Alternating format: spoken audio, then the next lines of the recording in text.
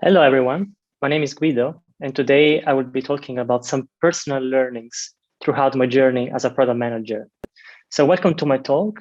Hope you enjoy it. And thanks for the school for the invitation and for letting me contribute to the community. So I started my career as a marketing analyst in 2015 at Zalando. And fast forward 2 years and a half, I was appointed as a product manager the same day some 250 people were laid off in my department. Just to give you some context, though, my department develops software to run performance marketing at scale, efficiently and effectively. It is a highly exposed department in my company, as it absorbs an enormous amount of financial resources, and this is responsible for a good chunk of our group sales and growth targets. Teams in the department vary in size between 5 and 12, usually. Each team has mainly 4 roles inside. So product managers, engineers, data scientists, analysts. So there are no UX, UI designers, as we don't have user-facing products. Every team member reports to her functional lead. The interpretation of the PM role varies, even within my company, across departments and products. In my department, PMs are seen as business owners for their product. So not only they have a connecting role, but a leadership one too. For instance, they have a great degree of autonomy in determining priorities. They push for a vision in their product that every other team member buys in and believes in through collaborative leadership and sometimes bold choices. But coming back to 2018 and this article in the slide, a funny thing is that I discovered I had become a product manager a couple of weeks afterwards. When I asked my lead at that time, so now what am I supposed to do? He answered, the same thing you were doing until today. In hindsight, that was the worst single piece of advice I've ever received in my professional career. Keeping doing what I was doing, whatever I was doing, was the only thing I should have not done. I should have started immediately investigating what success for a PM is. Instead, everything I learned in my subsequent 3 years, I learned the hard way. Now, I'm sure that also many other product managers, both juniors and not, ask themselves sometimes the question, what am I supposed to do, or how do I create impact? Or at least that was what I asked myself quite often during my first year of my PM career. So what I have for you today is one answer, a subjective answer of what I've seen working well for me, for my lead, and in my department. I cannot guarantee you that this works in any context, but I try to keep it as universal as possible. So let's go and explore it. So how do you become a respected product manager leader? Be in my department or elsewhere. It is a combination of both hard and soft skills that I summarize in 3 steps. I chose the number 3 mainly because each year, the 3 I have been a PM, I look back and thought about the stupid things I had done and the things that I had learned. So let's start with the number 1, the hard skills first, and the PM workflow. So in my first year as a PM, I focus on learning the PM workflow. It is a set of activities or routines. So here the interesting thing. So every role has its basic workflow. For example, UX designers workflow includes survey and user interviews, drawing user personas, creating a sitemap, user flows, sketches, wireframes, style guide, mockups, prototypes, etc., etc. For data scientists, the workflow includes reading a data set, cleaning it, evaluating missing values or outliers, running an exploratory data analysis, organizing the data into a feature matrix and a target vector, choosing a model, doing feature engineering, fitting the model, cross-validating, and so on and so on. Both workflows have something in common. All steps are connected with each other via feedback loops, so that there are back and forth between them. Also, each step is highly standardized routine. The goal of it is to minimize risk and errors and make the process smooth and manageable.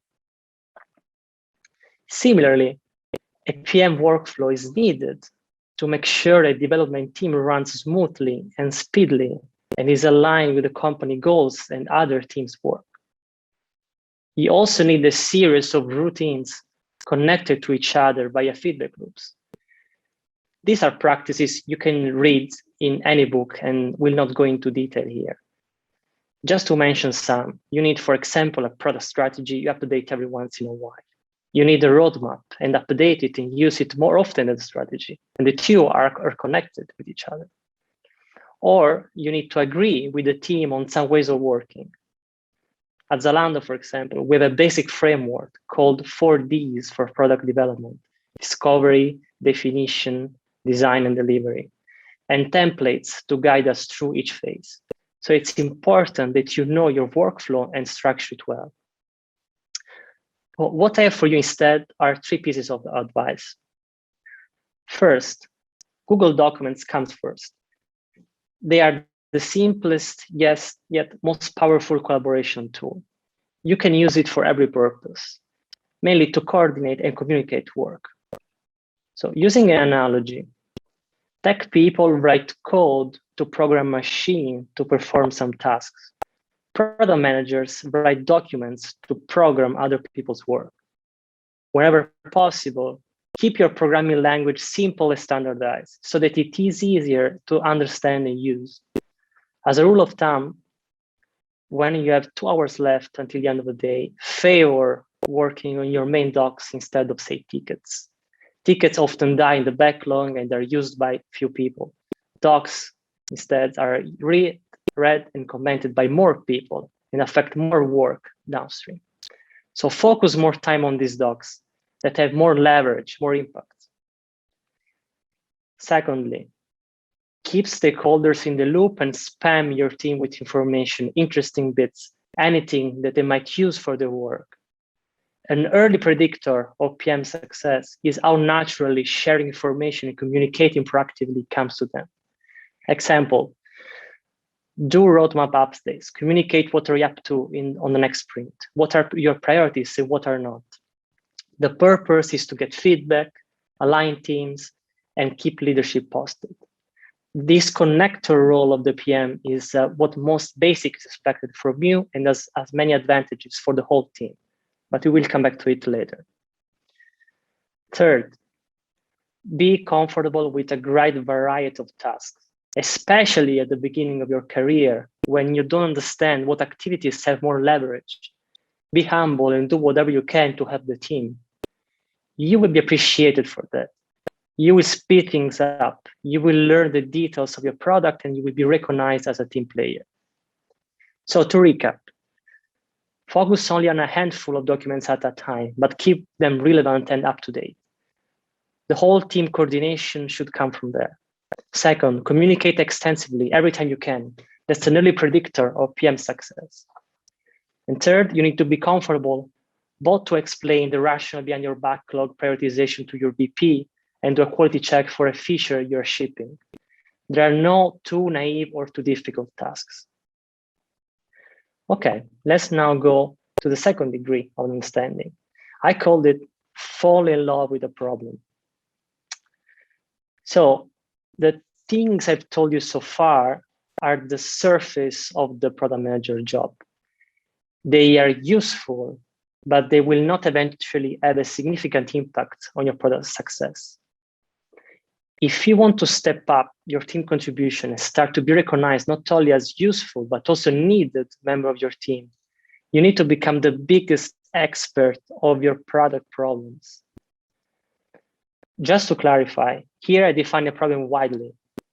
Remember that your product mission is contributing CLV, customer lifetime value, to the company by creating value for the end user.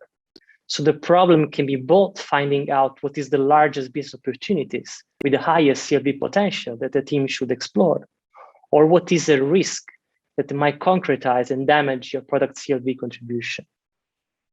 But coming back to being your product's biggest problem expert, why is this important? There are a number of cons if you don't understand your product problems well.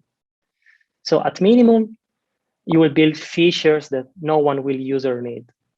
You're not solving a user pain point. The user will not react positively to your solution, and your product will not increase the contribution for the company. At maximum, your product as a whole will become unusable, irrelevant, or useless because you will have missed important elements that your team didn't solve for, up to damaging your product's civic contribution to the company irreparably. Third, your team and stakeholders do not understand your backlog and your priorities, or do not agree with it. Still worse, if they understand the problem better, they will question whether you are the right fit for the role. That causes a huge amount of frustration and demotivation because the team will work on something either they do not believe in or they do not understand fully. And fourth, you might accidentally create solution for a problem space where other teams operate. That would cause either conflict or redundancies. So how do you prevent this from happening? And instead being seen as a lighthouse that sheds clarity and provides comfort in order to an immensely complex world. There is no simple or secret recipe. As a general rule, you must spend more time than anyone else thinking about your product problems. Lock yourself in a room every day for some time and write.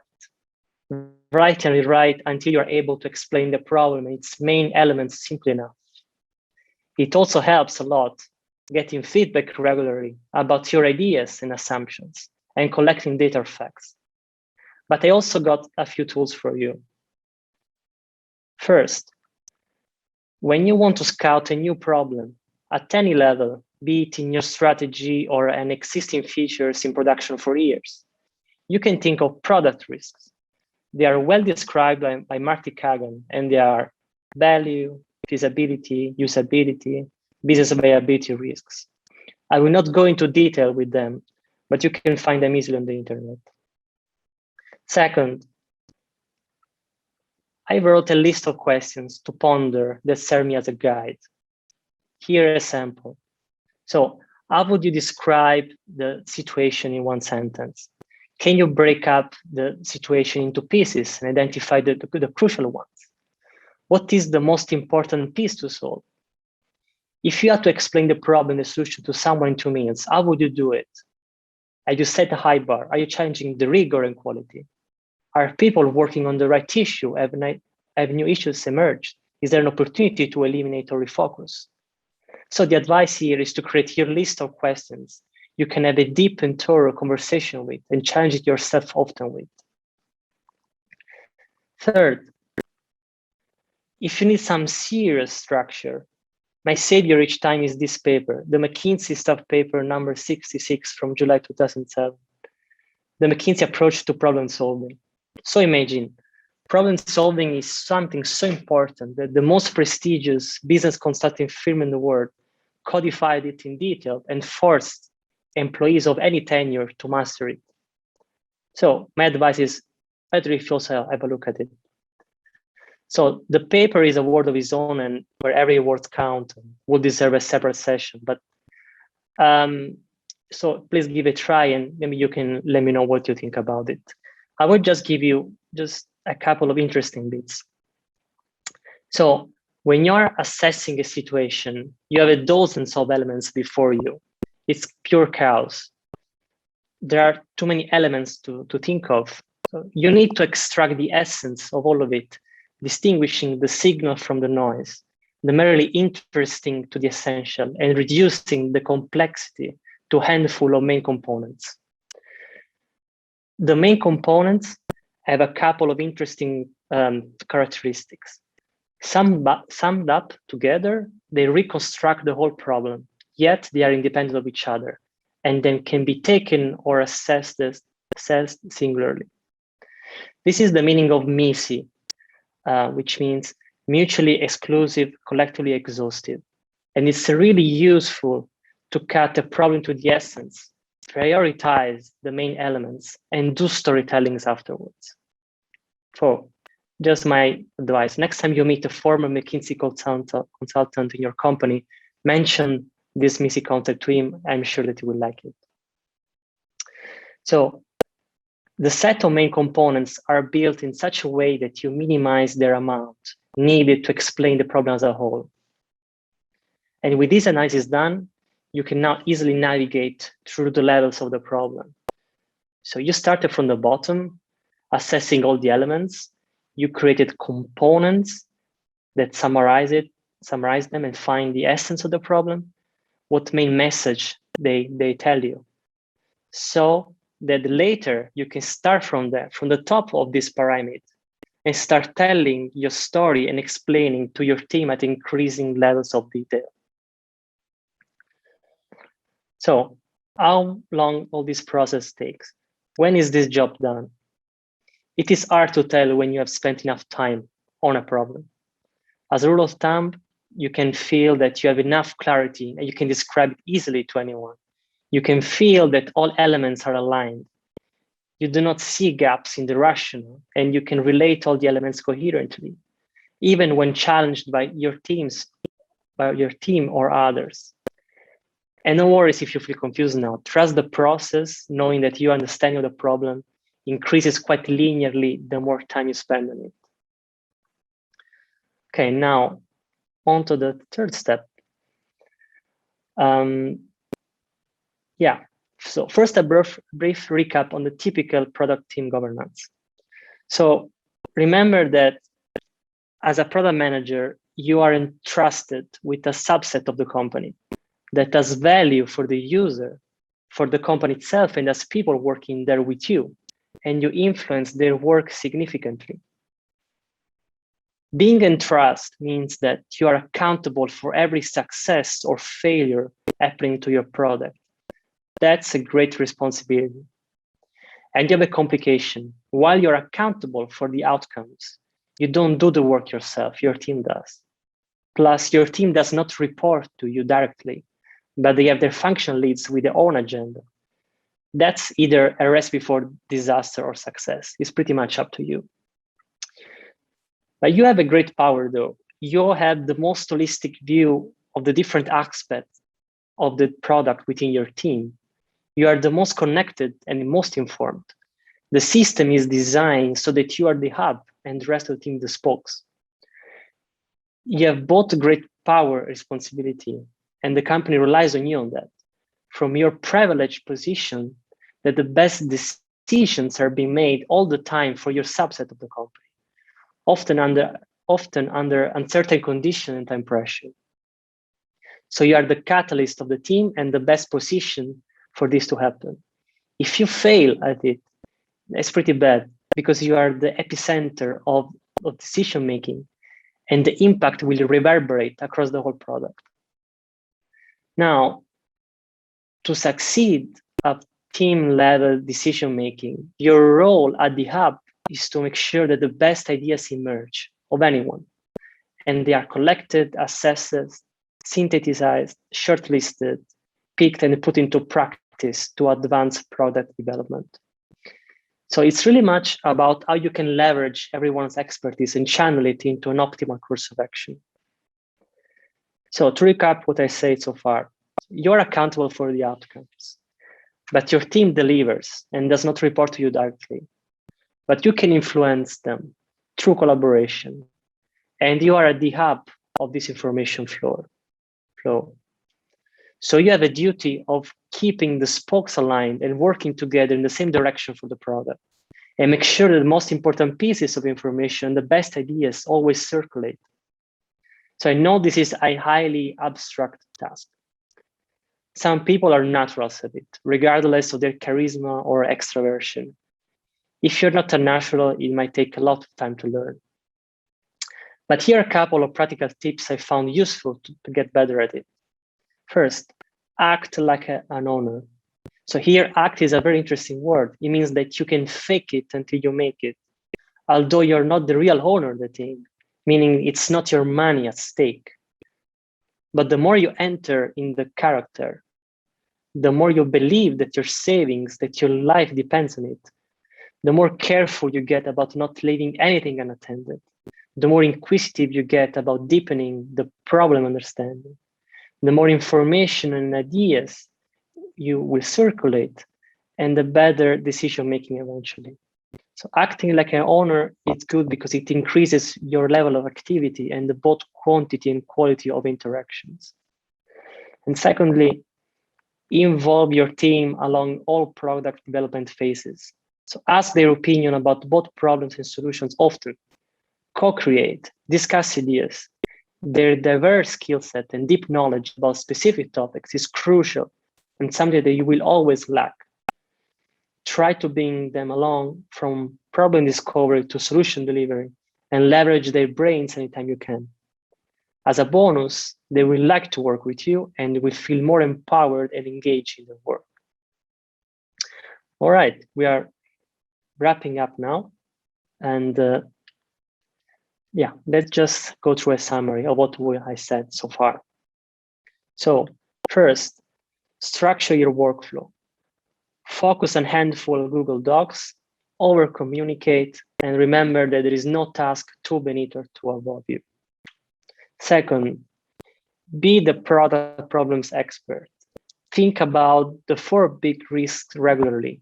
Spend time thinking about the problems more than anyone else, and at the biggest issues, constantly prioritize with a storytelling behind. And third, be a thoughtful leader. Realize that you have both great power and responsibilities in your product. Let the best ideas emerge to inform the best possible decision-making, and act like an owner and involve your team regularly. So just to add some final thoughts on this. So first, there are more than 3 degrees of understanding. So beyond those, you stop being an individual contributor and your impact is measured on setting up multiple teams and then department, business unit, or companies for success. Secondly, step 1 is about workflow, a set of hard skills that can be learned in a relatively short period of time to start being useful in that role. Step 2 and 3 instead are lifelong companions, essential to have success in any career, be it in UX design, engineering, data science, analytics, and so forth. Those are the qualities characterizing seniors and leaders. They are harder to master and need step changes in discipline and attitude. So my advice is start practicing steps 2 and 3 in your team, whatever your role is. You for sure will come up with something useful. Personally, I believe so much that step 2 and 3 count in every role and context that I'm now switching career to a data science role, betting that I can learn a new workflow and that they will appreciate me for the skills I've acquired on steps 2 and 3 during my journey as a product manager. Now, that being said, I thank you for attention and let me know how you liked it. And you can reach me at these contact details. All the best and see you soon.